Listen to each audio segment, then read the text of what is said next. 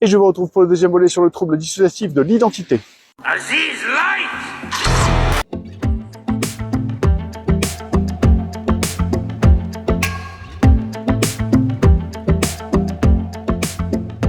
La dernière fois, nous avons vu que ce trouble dissociatif de l'identité, anciennement appelé trouble de la personnalité multiple, était en fait un trouble discret, bibliographie à l'appui, et que les personnes en souffrant faisaient preuve de honte et de gêne, et non pas de grandiloquence. Je vous propose de regarder tout de suite l'historique de ce trouble avec quelque chose d'extrêmement surprenant que je vais soumettre à votre attention. Si le premier cas, celui de Madame Véronique, peut être retracé en 1791, il y a un énorme trou entre 1880 et les années 70. Mais que s'est-il passé ? Pourquoi ne retrouve-t-on aucun cas clinique, aucun rapport, aucune mention d'un trouble dissociatif de l'identité ou un trouble de la personnalité multiple? Et surtout, pourquoi est-ce que soudainement, dans les années 70, on voit une recrudescence de cas de personnalité multiple?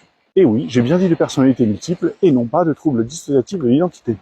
Eh bien, on s'aperçoit que cela est lié à la sortie d'un livre qui s'appelait Sibylle en 1973, qui a donné lieu à un film en 1976, qui interprète de manière extrêmement théâtrale et grandiloquente des cas de personnalités multiples avec des haltères. Or, ceci ne correspondait à l'époque ni encore maintenant à aucune réalité clinique en ce qui concerne le trouble dissociatif de l'identité. C'est cela que l'on appelle le syndrome de Munchausen. C'est lorsque le patient atteint d'un mal-être, pour exprimer sa douleur, va interpréter des symptômes qu'il a perçus et compris de l'extérieur. Il ne s'agit donc pas d'une manifestation spontanée d'un symptôme, mais d'une assimilation. Or, s'il y a une réalité psychologique derrière tout ça, c'est la souffrance du patient qui pense qu'il est nécessaire d'adopter un certain nombre de symptômes pour faire face à une angoisse, à un sentiment d'insuffisance, d'inadéquation ou un dénigrement, une invalidation internalisée. Donc, les personnes qui s'affichent sur les réseaux sociaux avec des pseudo-haltères sont quand même bel et bien en souffrance. Mais par contre, ça n'est absolument pas ce que il ou elle déclare avoir, c'est-à-dire un TDI, un trouble dissociatif de l'identité qui, je le répète, n'est pas un trouble de la multiplication du moi, mais qui est bien un trouble de la fragmentation de celui-ci. Je vous remercie d'avoir suivi cette vidéo jusqu'au bout. Je vous retrouve en live tous les soirs de la semaine, du lundi au vendredi, autant que faire se peut, de 20h à 22h pour répondre au plus grand nombre de vos questions.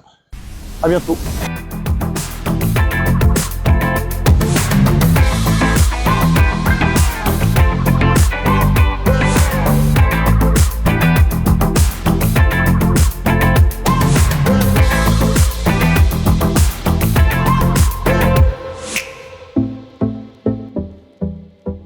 Non, là c'est pas un trouble dissociatif, là il y a vraiment deux rejets là. Et si.